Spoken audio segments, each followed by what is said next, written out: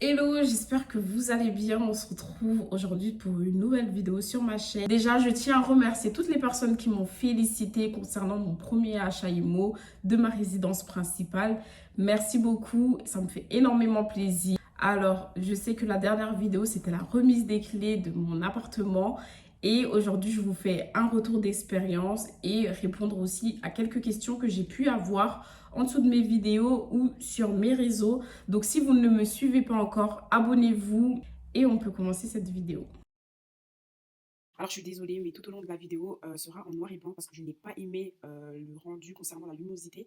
Donc voilà, j'espère que vous m'en voudrez pas et bon visionnage.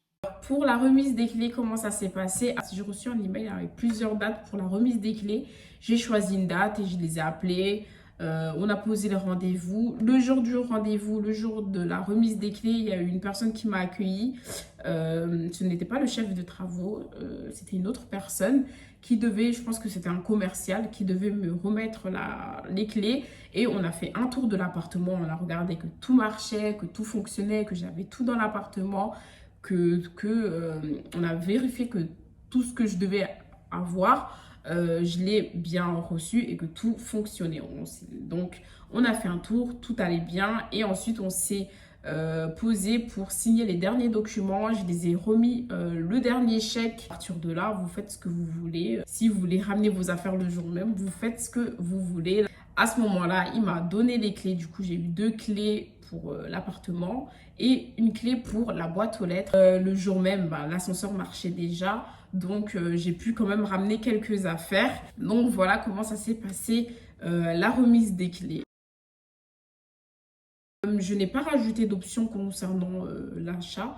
Je pouvais rajouter par exemple paroi de douche dans la salle de bain, mais je n'ai pas fait. J'ai demandé un devis, j'ai comparé et je trouvais nettement moins cher d'acheter la paroi de douche et de le faire poser par une personne que de passer directement chez le promoteur. Mais bon, vous pouvez demander un devis et vous faites les comparatifs.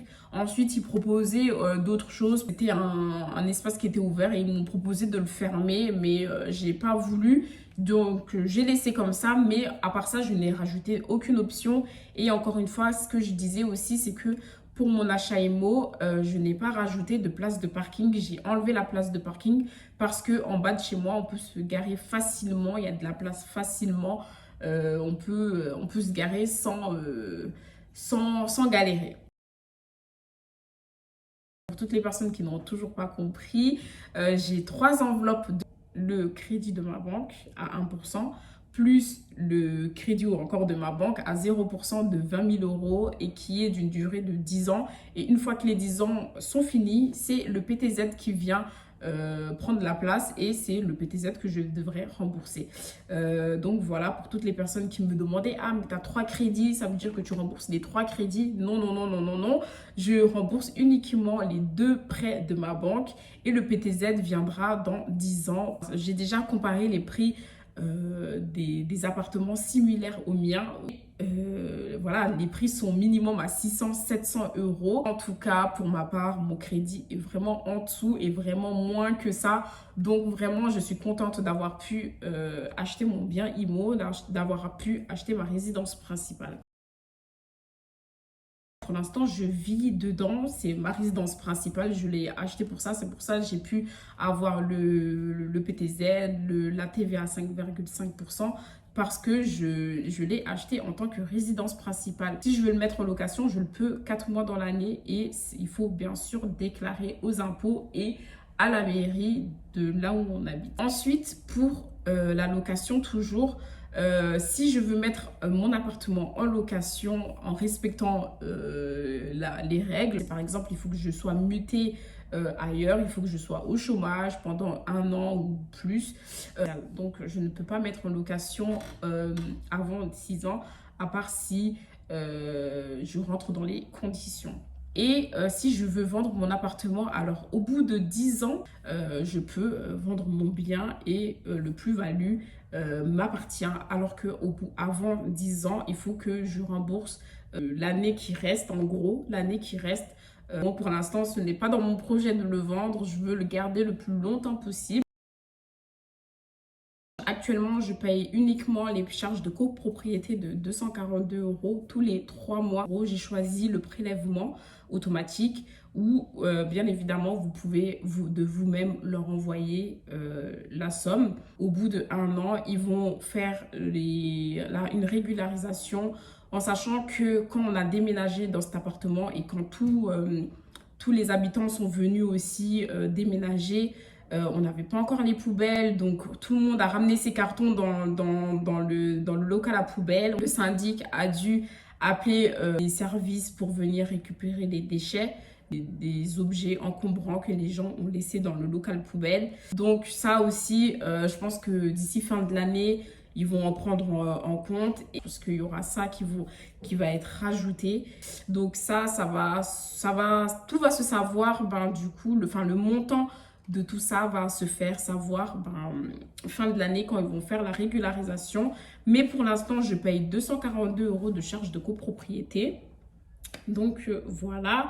Ensuite, pour la taxe foncière. Pour l'instant, je ne paye pas la taxe foncière. Je suis exonérée pendant 2 ans au moment de l'achèvement de l'appartement.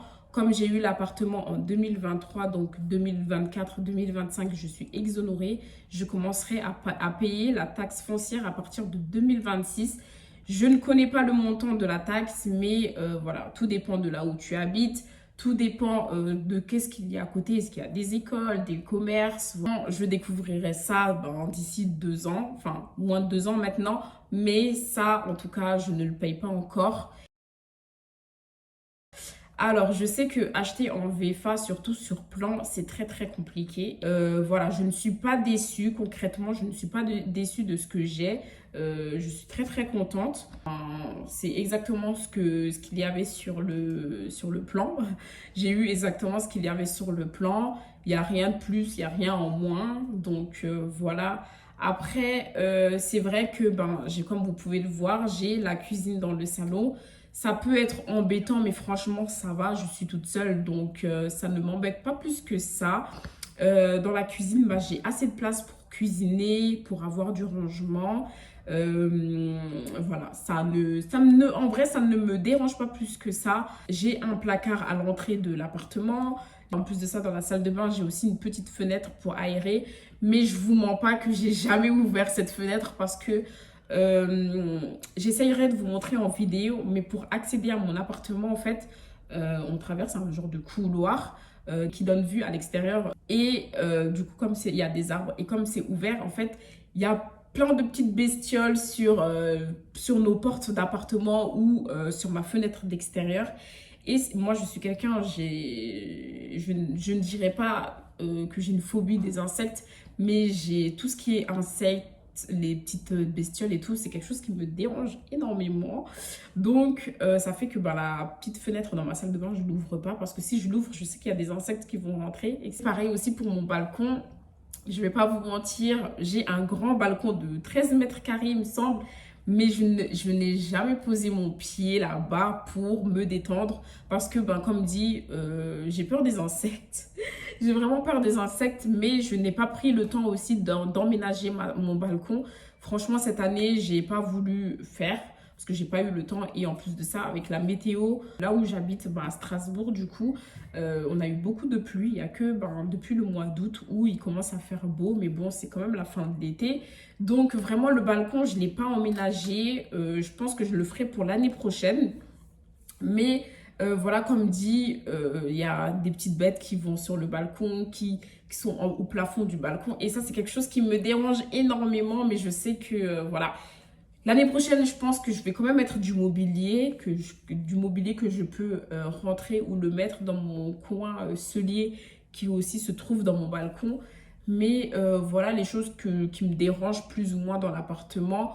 Après, c'est vrai aussi dans l'appartement, dans la salle de bain, j'ai les toilettes. Bon, en soi, ça me dérange pas plus que ça. Ça me dérange pas plus que ça, mais c'est vrai que j'ai les toilettes et juste en face, j'ai le lavabo pour me laver les mains. Mais bon, comme dit, ça c'est l'agencement des nouveaux appartements, hein, c'est comme ça. Donc, on le prend comme c'est et comme j'ai dit, je suis toute seule, donc ça ne m'embête pas plus que ça. Je ne suis pas très très compliquée dans tout ça, donc ça va. Et on sait tous, les nouvelles constructions sont connues pour ça, d'être faites à l'arrache. Je ne vais pas dire que mon appartement a été fait à l'arrache parce que c'est faux. Quelques coins de l'appartement, on voit que les artisans, ils ont été pressés. Voilà, dans l'ensemble, je suis quand même contente de ce que j'ai. Après, ben, c'est un appartement. Un appartement, ça s'entretient, il faut le nettoyer, il faut refaire quelques coups de peinture souvent.